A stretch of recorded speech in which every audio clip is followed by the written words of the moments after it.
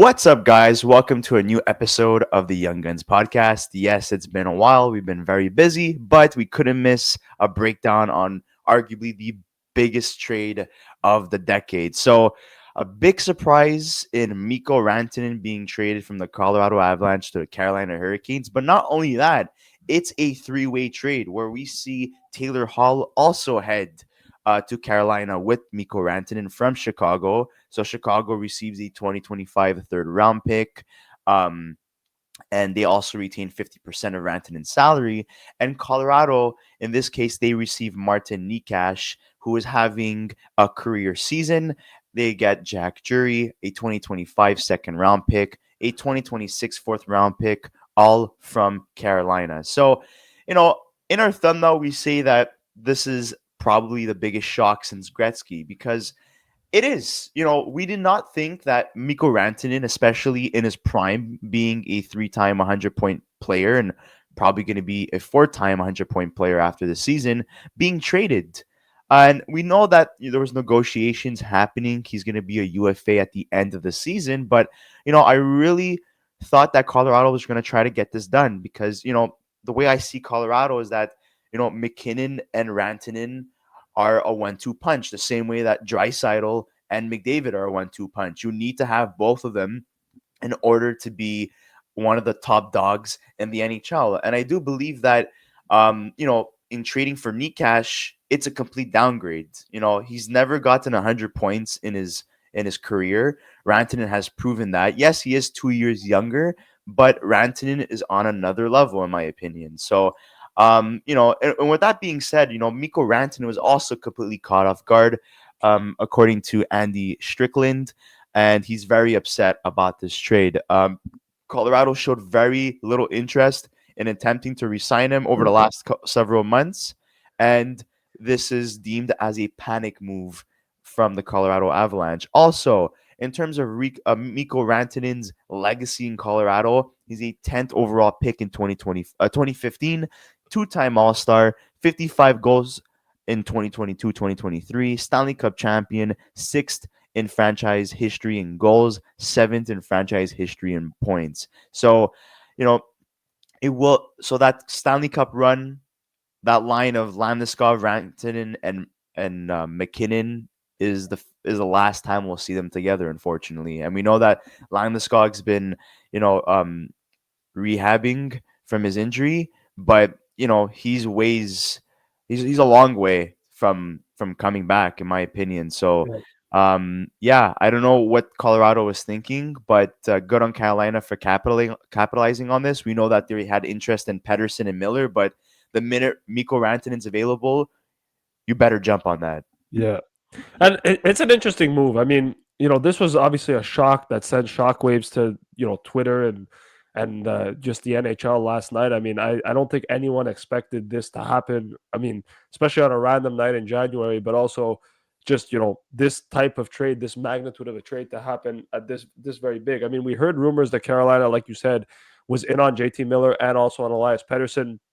And we didn't know to what extent, those deals were going in. There was a rumor that there was almost a deal done for JT Miller to arrive in Carolina. Obviously, that fell through, and they ended up going with Mikko Rantanen. But this is it's one of those trades in the NHL that kind of like what you see in the NBA. When you see those big blockbuster deals that happen in the NBA, well, that's kind of a deal that happened today with Mikko Rantanen and Martin Necas, right? And it's a shock. I think I'm shocked because obviously, it's not that crazy in the sense where Rantanen's a UFA at the end of the year, right? So this becomes a situation of he didn't want to, it wasn't a question of Colorado being his own rental. Like, Colorado looked at it as like Rantanen could have been their own rental and then let him walk in the offseason. But I just don't think that you trade a player of that magnitude, early, like during a playoff run. But at the end of the day, it makes sense. Like I'm not looking at it going like, oh, I think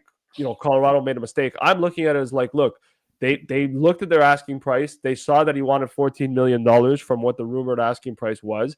Obviously, McKinnon gets paid $12.6 million, and you don't want to pay anyone more than Nate McKinnon, which makes sense, right? And so I think they looked at it and said, he's not going to bring his number down, and we're not going to be able to re-sign this guy at the price that he's asking for. let's go get some assets. And, they get assets that are pretty solid. I mean, I don't have Jack Drury's numbers up here, but Marty Necas, this is a guy that this year has had a really good start to the season. He's been fantastic for Carolina.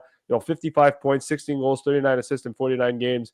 He's more than a point a game player. But like you mentioned, Chris, he's never been a 100-point player in his career, right? This is the first time this season that he's really taken that next step and become the player that I think, Carolina fans wanted him to become.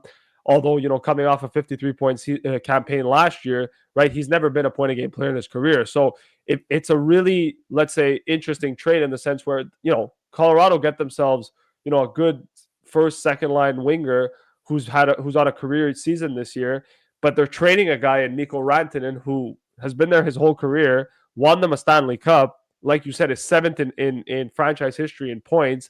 Like, this is a guy who has been through it all for Colorado and has been, pretty much the backbone of this team with Nathan MacKinnon for so many years.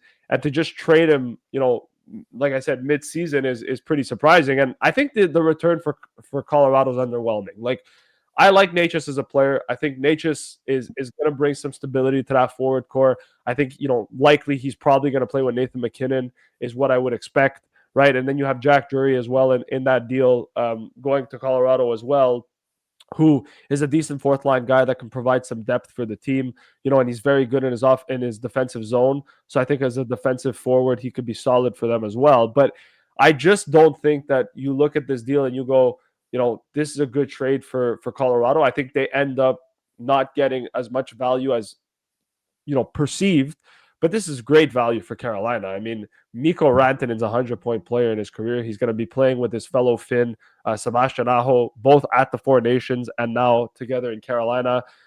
Carolina's got a really good, top six now with the addition of Taylor Hall and obviously Mikko Rantanen. And, what does that say about Carolina? It meant that they had guys that they were able to be expendable, right? Not Necas being expendable allowed them to facilitate this trade. And so I think it's interesting. I think most likely it's probably going to be Rantanen with Aho and Svechnikov, although I've seen Carolina switch it sometimes to have Jarvis there. We've also seen situations where they've split up their top three lines. So it's interesting to see what's going to happen. But I think Carolina does really, really well here. They get Rantanen, who, like I said, 100-point player, Stanley Cup champion, is a guy who is probably top 10 in the league in terms of players in the league. But he's also, you could argue he's top 5. I would argue he's maybe top 10, but I've said that he could be a top 5 player as well. And then you have Taylor Hall. And Taylor Hall, this season was a healthy scratch at times for Chicago. It felt like he never really was able to fit in Chicago, and obviously, wasn't the player that I think they wanted him to be. Last year, played for the Bruins last year at 36 points in 61 games before heading to Chicago, where he played 10 games and had 4 points. He's got 24 and 46 this year. I think he's a guy that you can throw on your second power play unit, put him on your third line.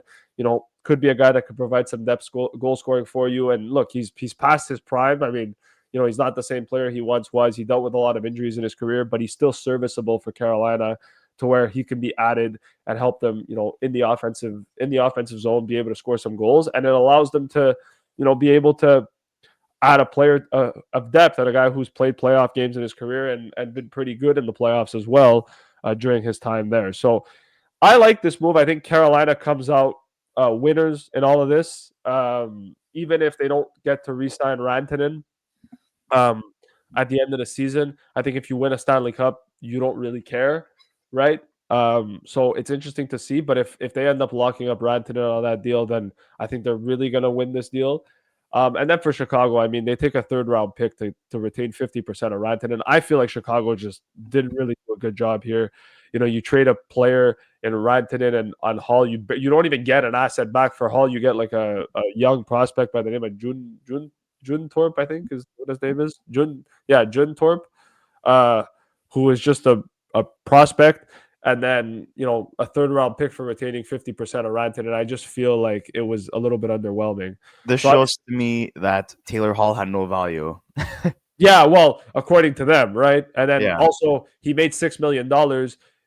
They were able to get rid of his full $6 million contract. So I guess that's good, right? But you're retaining 4.2 million of Rantanen's contract for a third-round pick. I feel like it's a little bit underwhelming. I feel like Chicago probably could have gotten a little bit more for trading Hall and So taking that's on their Rantanen. fault because Right, they gave ludicrous deals to Bertuzzi, Foligno, and right, Hall during the offseason just so they could be above the cap. yeah. So, It's that's on them. That's I So, agree with that. But like if you look at Carolina's lines, I mean, right now this is what Daily Faceoff has it as. It's not confirmed, right? Things can change. But if you look at their first line, on the top line right now, it would be Mikko Rantanen, Sebastian Aho, and Andrei Svechnikov. And then second line would probably be Jordan Martinook with Jordan Stahl and Seth Jarvis. Third line is Eric Robinson with Jesperi Kotkaniemi and Taylor Hall. And then your fourth line would be Juha Hayaska, Jack Roslovic, and Jackson Blake. Like I said, this isn't confirmed. It's just what Daily Faceoff has currently put on their website. We've seen Jackson Blake play around the lineup. We've seen Roslovic play around the lineup. Kotkaniemi, who, yes, is still a Carolina Hurricane, despite contradicting reports yesterday that he was maybe included in the deal. He's still in Carolina. But, a lot of Finns in Carolina right now. 4 guys currently on the roster that are Finnish. So I guess that bodes well for Rantanen. He'll be able to play with some Finnish teammates of his, which is nice. But hell of a move by Carolina. And like if you look at their decor and obviously even just their power play unit, like he's going to slot into PP1, and that PP1 just becomes even better than it already was before. And they were really good on the power play, but they're just going to be even better now with Rantanen there, who's going to be able to pass the puck to Svechnikov, Aho, Jarvis, and Gostisbehere, and also be able to score. And then if you look at Colorado, just pulling it up here. Sorry. You put it up here. I mean, according to Daily Faceoff, right? They have Necas slotted in on the one right wing spot, and then Jack Drury would be their fourth line center currently, based on what they see. This roster obviously isn't fully completed. As you mentioned, Landeskog is skating. There is an expectation he might be able to play this season, and then Val Nichushkin is still out of the lineup. So he should be expected to come back eventually. And but when there's he been a comes back, setback with Nuchuskin actually. right, He was supposed to be week to week, and right, then after there was a setback, yeah, and now they're saying it's going to take a little bit more time. So, and this injury happened, I think, on New Year's Eve, if I'm mistaken. So, yeah, no one knows what's going on with him, and it's very shocking that Nichushkin's still on this team despite all the controversy that he's caused, right, and and to get rid of Rantanen. I just look at this Colorado team, and this is the team that's going to struggle, in my opinion. yeah, You finally solve your goaltending situation. You get Mackenzie Blackwood, who's been fantastic, even though he's slowed down a little bit, but still way better than Gorgiev. You get right, Wedgwood, who's better than Noonan as a backup goalie, and the team is looking great. You're getting guys healthy again. Drouin's back. Um, Ross Colton is back. You get Lekkinen and Chuskin back. Everything's clicking. But yeah, now you just trade Rantanen. Let's be honest here. Rantanen could hold a line on his own. Martin Necas cannot. right. Martin Necas will play less minutes than Mikko Rantanen. But then the other argument too that people were saying was, look at Natchez this season. He was playing with Aho and Svechnikov. His line mates kind of changed. And Rantanen, a lot of people were saying that Rantanen benefited from playing with Nate McKinnon, right? So the question then becomes: is Natchez's production going to go up higher now because he's playing with arguably a better center in Nathan McKinnon, right? And will Rantanen's production go down because he doesn't have the same?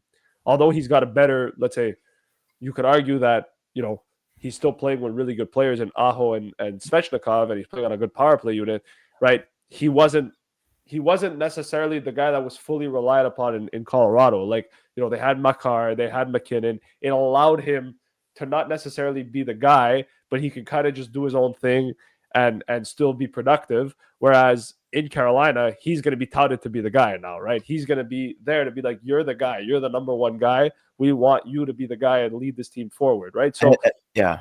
I think there's a difference there in terms of what type of, let's say, what type of production we can see. I think Natchez can join Colorado and just skyrocket, right? Playing with Nathan McKinnon, he can be an absolute beast. And then for Rantanen, I could see his production declining. I don't think it'll decline that much. I think it'll still be pretty good. But it is possible that we see a situation where Natchez turns into a really solid hockey player, and So Rantanen kind of slows down a little bit. we're on opposing sides then in terms of this trade.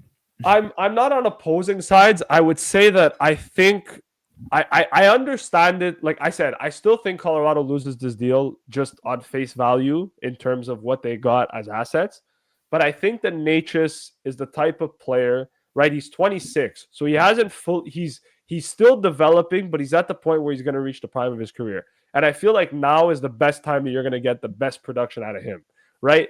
Rantanen's hit in his prime currently, right? But he's been with Colorado his whole career, and like I said before, he's playing with Cale Makar. He's playing with Nathan McKinnon. You know, Landeskog was there too at one point. He wasn't always necessarily to looked at as being the guy. He was always the guy that was, you know, playing with Nathan McKinnon and playing with Cale Makar. And so, don't get me wrong, he's still a top 10 player in the league. He's still, I could argue, he's still a top 5 player in the league. But when you play with a guy of Nathan McKinnon's caliber, right, it's going to help your production no matter where you go. And he's not always the best defensive player either. Whereas Necas is a little bit more complete in terms of defense, and offense, but obviously he doesn't have the same superstardom as Rantanen. So I could see a situation where Necas comes in and has a really good, really good end to the season. And I'm not saying he's going to reach 100 points, but he could end the season as more than a point a game. And I could see Rantanen's production steadied a little bit and not be as productive as he once was. But I think no matter what, right, Rantanen's still the better player. I think Carolina still ends up getting a really good deal out of this. I just think, personally speaking, I wouldn't be surprised to see Rantanen's production fall. Now, if it doesn't and he ends up being the player that he's still expected to be in Colorado, then that's fucking fantastic. That's even better, right? But it's normal. And then the other question becomes is after that is, okay, Rantanen at the end of the season, let's say Carolina goes to the playoffs, they don't win the playoffs, they get eliminated, right? And they don't win the cup. Do you re-sign Rantanen? And what does that look like to re-sign Mikko Rantanen? Is it going to take $14 million? They better get this done because they already lost. They traded for Jay Gensel and let him walk. And they traded his rights to Tampa Bay Lightning, but still, they technically let him walk. And look how well he's doing there, and they could have benefited off of that. Like there's like Carolina started off so hot, and then they fizzled out these last couple of weeks. Like they've been struggling to score goals. Their coach has been not happy with their play, saying that we're always behind the ball all the time. Behind the puck in this case. So like we need to be better in these aspects. And you have Seth Jarvis, who is exploding, carrying the offense of the Carolina Hurricanes in recent games. You can't just rely on one guy, And I think they were really, really interested in adding a guy like JT Miller or Elias Pettersson. But if they would have traded for Miller, they wouldn't have given up Necas. They would have kept him. But if they would have traded Pettersson, I mean, I know Carolina had asked Vancouver asked Carolina for Necas, and I think Carolina said no. But I think they would have traded someone of that caliber. I don't think they would have. They said if Pettersson was the piece, then yes, they would have traded Necas. That's what was said in terms of discussions. But it was good. It was heading that way that they were gonna acquire one of the Vancouver forwards, and as soon as Rantanen's name became available, they just pivoted and they got him and they got Taylor Hall. And I think Carolina's basically done. Maybe they could add a depth forward, but I mean, you look at their depth right now. Roslovich is having a good season. Eric Robertson's having a good season. Blake's having a good season. I think the only thing Carolina can do that probably, I mean, they could add another player. I think they might add one more if they can on offense, but if not, I think the only thing Carolina might be in the running for is a goaltender. And the only reason I say that is because although Kochetkov and Freddie Anderson have been pretty good this season, right? Freddie Anderson's been a guy that's dealt with a lot of injuries. And so I think for Carolina, they look at that and they go, you know what, we want a little bit more stability. But then the other question is, if you end up getting a goalie, you're probably trading Kochetkov to get that goalie, to be honest. So it becomes a really interesting conversation that I don't know where Carolina's going to go. I think we're more likely to see more moves from Colorado, who've already made moves this season, as you saw, right?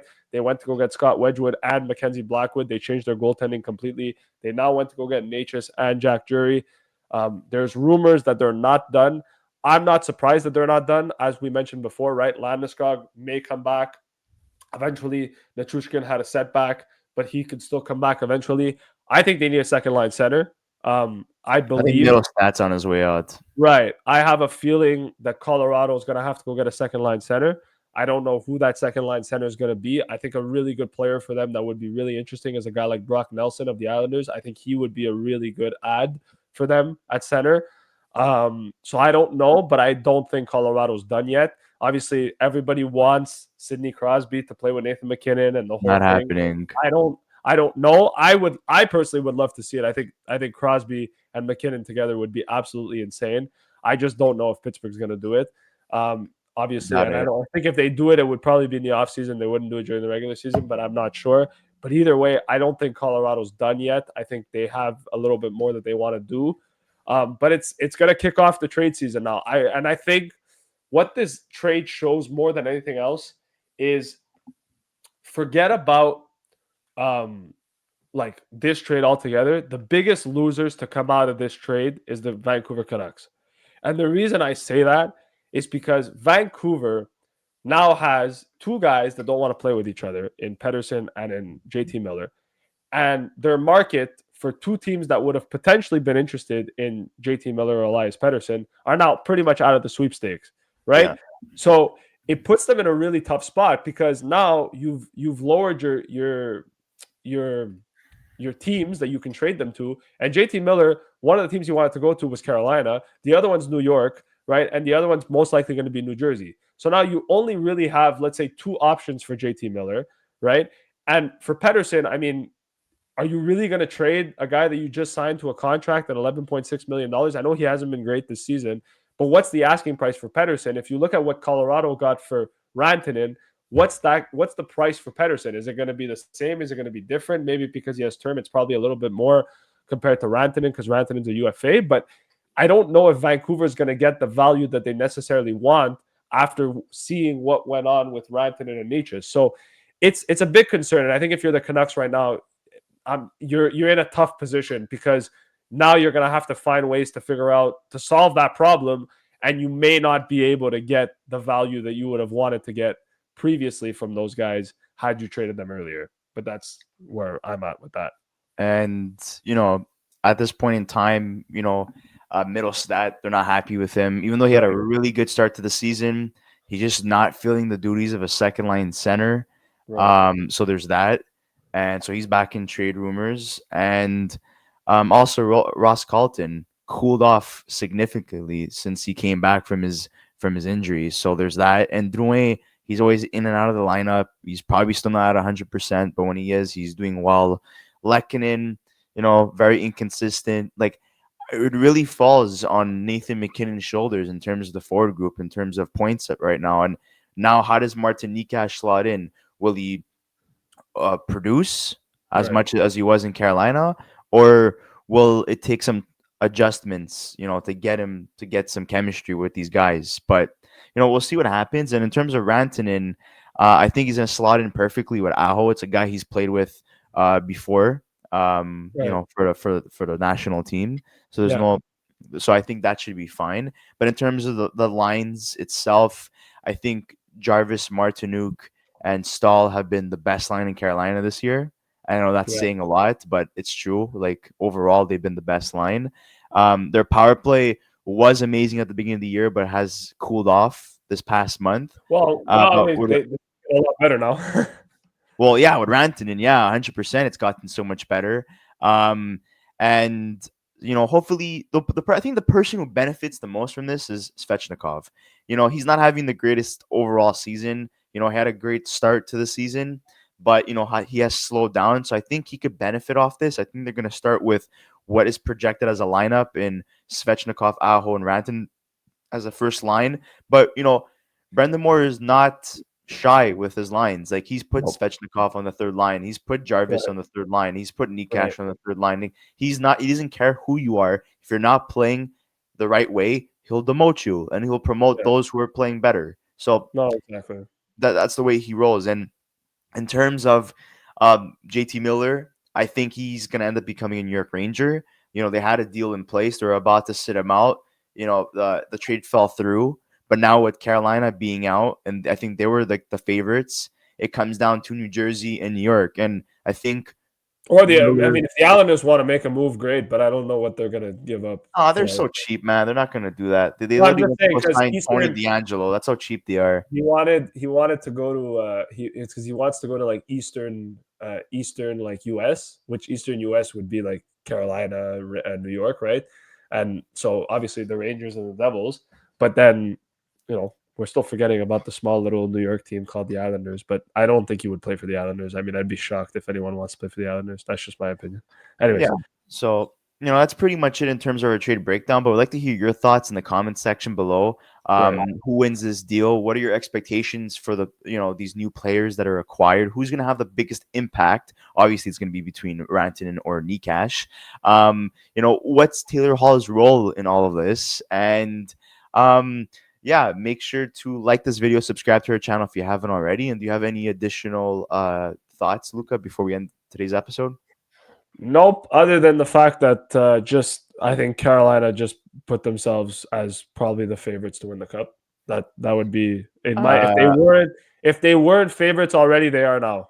Well, if they stabilize their goaltending situation and Freddie Anderson gets back on track because he hasn't been great since coming back from his injury, and Kochetkov, he's a good goalie, but he's not a starting goaltender in my opinion. Very inconsistent. Right. If they could, fix that, then I think they're in a good spot. And a lot of people crapped on them when they let Pesci and Shea walk, this offseason and Gensel, and they're still one of the top dogs in the league. And now with this trade, it puts them even higher. And I would like to add one additional note before we end this trade breakdown. Necas almost got traded this offseason to the Yeah. Winnipeg Jets. He Yeah. requested a trade. He was not interested. So, I think teams do not forget that. When you want out and you don't want to be a part of the solution, you're like on top of their trade block. It doesn't matter Right. how well you're playing. If you don't want to be here, GMs will not forget that. Yeah. And they had a change of management, Carolina, this offseason. So I think with this new regime, they definitely took that to heart. And And in they order got to both. acquire, yeah, in order to acquire Rantanen, they had no like problem dealing Yeah. Necas away, a player that did not want to be there this offseason. So Yeah. that's all I'll say with that. I So agree. thank you so much, guys, for watching. We'll see you on the next episode of the Young Guns Podcast.